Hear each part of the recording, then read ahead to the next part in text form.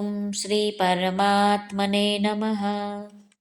શ્રીમદ ભગવદ્ ગીતાની આ યાત્રામાં આપણે આજે આવી પહોંચ્યા છે અધ્યાય છઠ્ઠો આત્મસંયમ યોગના શ્લોક ક્રમાંક 13 પર. આગલા બે શ્લોકો એટલે શ્લોક ક્રમાંક 11 અને શ્લોક ક્રમાંક 12માં ભગવાને જણાવ્યું કે કેવી ભૂમિ પર બેસવું જોઈએ, કેવું આસન જોઈએ, કેવા સ્થાન જોઈએ, કેવી માટી, જ્યાં માટી હોય ત્યાં માટીનું ખોદાણ 4 આંગળ સુધી કરી દેવાનું અને પછી એની ઉપર બીજી માટી ભરીને લીપણ કરીને શુદ્ધ ગાયના છાણ અને મૂત્રથી લીપણ કરવું જોઈએ. પછી ભગવાને બતાવ્યું છે કે કેવું આસન જોઈએ, તો કહે છે કે મૃગ ચર્મનું આસન અને એની ઉપર ઊનનું આસન બિછાવવાનું અને એની ઉપર સુતરાઉ કાપડ બિછાવીને પછી જપ તપ યોગ સાધના કરવી જોઈએ. ભગવાને ત્યાં સુધી બતાવ્યું કે જે આસન પર તમે જપ કરતા હોય એ આસન પણ પોતે પોતાનું જ લેવું, કોઈ બીજાનું આસન લેવું નહીં અને પોતાનું આસન બીજાને પણ આપવું નહીં. ભગવાન કહે છે કે માળા, સંધ્યાના પંચપાત્ર, આચમની વગેરે પણ પોતાના અલગ જ રાખવા જોઈએ. કેમ અલગ રાખવા જોઈએ? કારણ કે પોતાના કામમાં બીજાના આસન, પાત્રો વગેરે લેવાથી પોતાને બીજાઓના પાપ પુણ્યના ભાગીદાર બનવું પડે છે. હવે આગળ વધીને શ્લોક ક્રમાંક 12માં ભગવાન કહે છે કે આ મન અને ઇન્દ્રિયોને કેવી રીતે વશમાં રાખવું જોઈએ. અને પછી મન અને ઇન્દ્રિયોને વશમાં કરીને જ્યારે યોગ સાધનામાં બેસીએ ત્યારે આપણા અંતઃકરણની શુદ્ધિ થઈ જાય છે. આ ધ્યાન યોગનો અભ્યાસ આ પરિણામ આપે છે.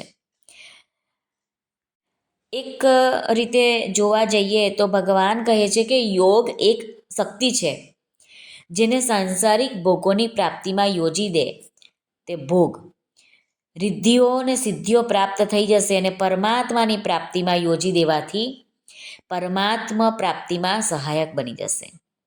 હવે આજનો શ્લોક આપણે જોઈ લઈએ કે આજના શ્લોકમાં આપણને ભગવાન બતાવશે કે કેવું બેસવું જોઈએ. તો ચાલો આપણે શ્લોક ક્રમાંક 13 જોઈ લઈએ. સમંકાય શિરો ગ્રીવં ધારયન્ન ચલન સ્થિરઃ સંપ્રેક્ષ્ય નાસિકાગ્રમ સ્વન દિશશ્ચાનવલોકયન.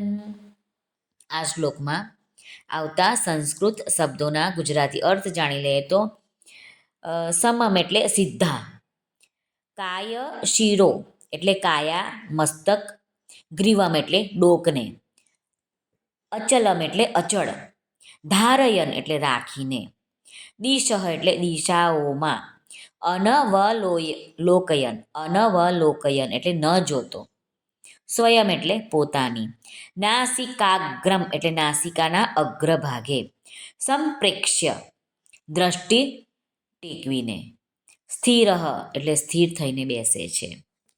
આ શ્લોકનું ગુજરાતી અનુવાદ જોઈ લઈએ તો શ્રી ભગવાન અર્જુનને કહે છે કે પીઠ, મસ્તક અને ડોકને સીધા તથા અચળ રાખી આમ તેમ ન જોતા નાકના ટેરવા ઉપર સ્થિર નજર ઠેરવીને મારામાં પરાયણ બનીને સમાધિનિષ્ઠ થઈને બેસ.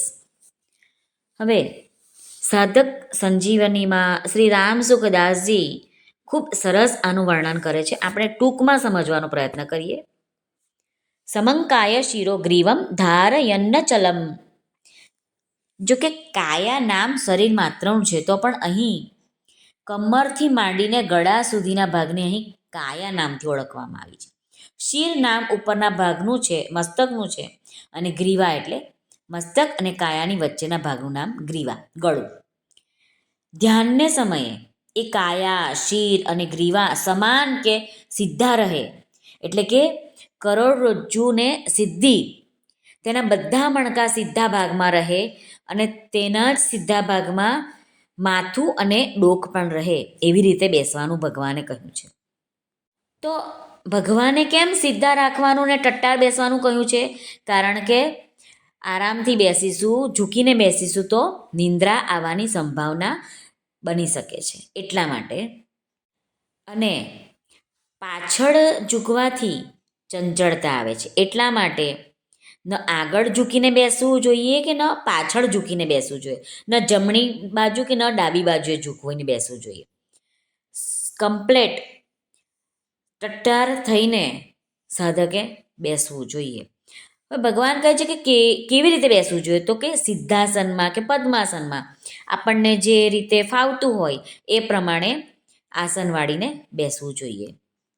ભગવાને તો આ કોઈ આસનનું નામ નથી લીધું, પરંતુ આપણા એક આ આસન પર બેસીએ અને પછી જ્યારે ભગવાને કીધું છે કે કાયા, ડોક અને મસ્તક 3 એક સીધી લીટીમાં આવે એ પ્રમાણે બેસવાનું, તો મન બહુ જ જલ્દીથી શાંત અને સ્થિર થઈ જાય છે. એટલા માટે આપણે આવું કરવું જોઈએ.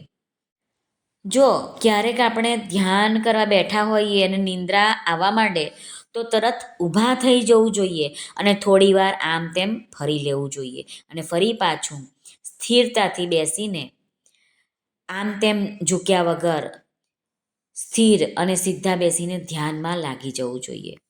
દિશસ ચાનવ લોકયન, 10 દિશાઓમાં ક્યાંય પણ ન જોવું, એમ કહેવાનો ભગવાનનો ભાવાર્થ છે. સંપ્રેક્ષ્ય નાસિકાગ્રમ સ્વમ, પોતાની નાસિકાના અગ્રભાગને દેખતા રહેવું જોઈએ, નાકની દાંડીને દેખતા રહેવું જોઈએ, એમ કે છે.